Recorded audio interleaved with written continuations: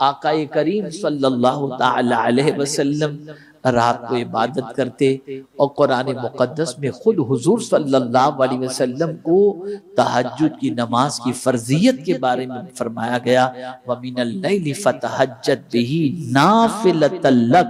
और कुर्बान जाइए कि इस हुक्म के साथ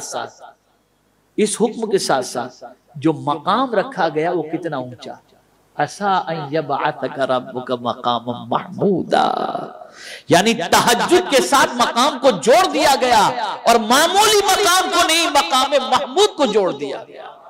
पता चला कि अगर कोई शख्स, अब ये तहज्जुद हुजूर के लिए फर्ज है, उम्मत के लिए सुन्नत व मुस्तहब है, उम्मत के लिए मुस्तहब। लेकिन अगर कोई शख्स रात की नमाज नहीं मतलब रात को तहज्जुद नहीं पढ़ सकता, तो आकाए करीम सल्लल्लाहु अलैहि वसल्लम उसका भी ख्याल फरमाते हुए इरशाद फरमाते, अगर कोई शख्स इशा की नमाज जमात से पढ़ ले और फज्र की नमाज जमात से पढ़ ले, अल्लाह उसे पूरी रात इबादत का सवाब अता फरमाएगा। लेकिन आप इसी पर इक्तिफा मत कीजिएगा, रात उठने की आदत बनाइए।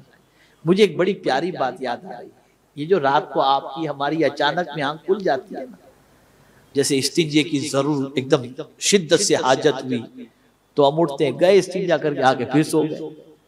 तो किसी सूफी ने बड़ी प्यारी बात कही है, ए बंदे सोने वाले सो रहे थे, मौला ने अचानक तुझे उठाया,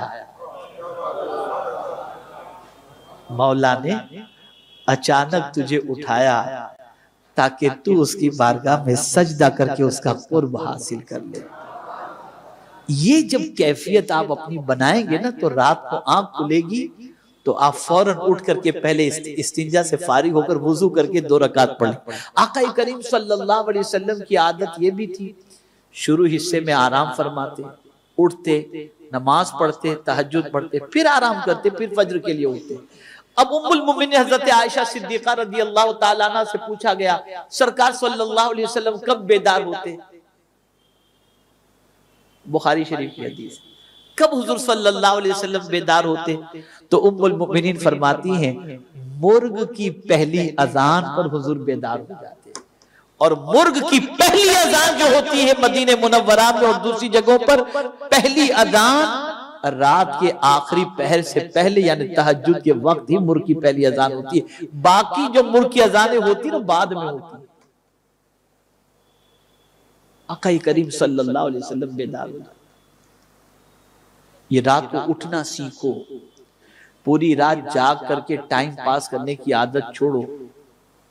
ये आवारा गर्दी, ये बुराइयां, पूरी रात मोबाइल पर चिटके हुए रहना, ये सब छोड़ो। कमजोर तो हो चुके और कितना कमजोर होंगे। रूहानी जिंदगी का सफर शुरू करो, रूह को ताकतवर बनाओ, और जब रूह इंशाअल्लाह ताकतवर बनेगी तो जिस्म को भी अल्लाह अज़्ज़ा व जल्ल ताकतवर बना देगा। नमाज और कुरान ये 2 ऐसी चीजें हैं, खास तौर पर रात की नमाज और कुरान मुकद्दस की तिलावत, ये दिलों के अंदर तकवीयत पैदा करती है और रूह को ताकतवर बनाती है। अल्लाह रब्बुल इज्जत जल्ल जलालहू आकाए करीम रऊफुर रहीम अलैहि तहिय्यतु व तस्लीम के सदक़ो तुफ़ैल मुझे आपको सबको तौफीक नसीब फरमाए कि हम अपनी रूह को ताकतवर बनाने की कोशिश करें और रसूल गिरामी वक़ार सल्लल्लाहु ताला अलैहि वसल्लम की रूहानी जिंदगी के फैज़ से मालामाल हों।